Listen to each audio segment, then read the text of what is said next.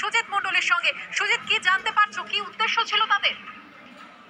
হ্যাঁ দেখো সুকন্যা, যেটা প্রথমে বলি, এবারে কিন্তু বাংলাদেশি নয়, পুলিশের জন্য সীমান্ত পারাপার করানোর সঙ্গে যুক্ত থাকা ৫ জন দালালকে রানাঘাট পুলিশ তাদেরকে গ্রেপ্তার করেছে এবং সম্প্রতি নদিয়ার ধানতলা থানা এবং হাঁসখালি থানার ফুলগাছি এবং শিলবাড়িয়া থেকে গ্রেপ্তার হয় ৫ জন দালালকে এবং এদের মধ্যে থেকে ধানতলা থানার হাতে গ্রেপ্তার হয়েছে হাফিজুল মণ্ডল, পিয়ারুল মণ্ডল এবং খাইরুল মণ্ডল। আর হাঁসখালি থানা এলাকা থেকে গ্রেপ্তার করা হয়েছে হাসানুর মণ্ডল এবং মহসিন মণ্ডল নামে দুজন।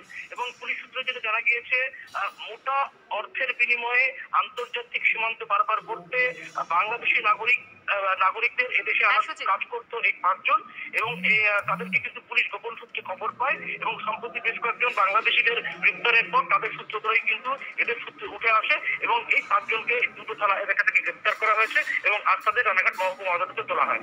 ধন্যবাদ সুজিত।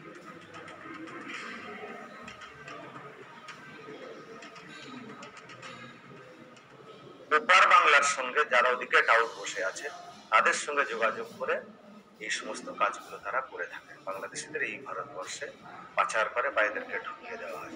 যে সমস্ত অভিযুক্ত ধরা পড়েছে তাদের কথা অনুযায়ী যে বাংলাদেশের যে পরিস্থিতি, ওখানে কাজের পরিসর অনেক কমে গিয়েছে এবং অশান্ত আছে, সেই জন্য তারা একটা স্থিতিশীল একটা পরিবেশ তারা চাইছে এবং মেনলি কাজের জন্য তারা ভারতবর্ষে চোরাচালান করে আসছে। আজকের যেটা আছে ৫ জন অ্যারেস্ট হয়েছে, ধানতলা এবং হাঁসখালির আছে ২ জন এবং ধানতলার আছে ৩ জন টাউট।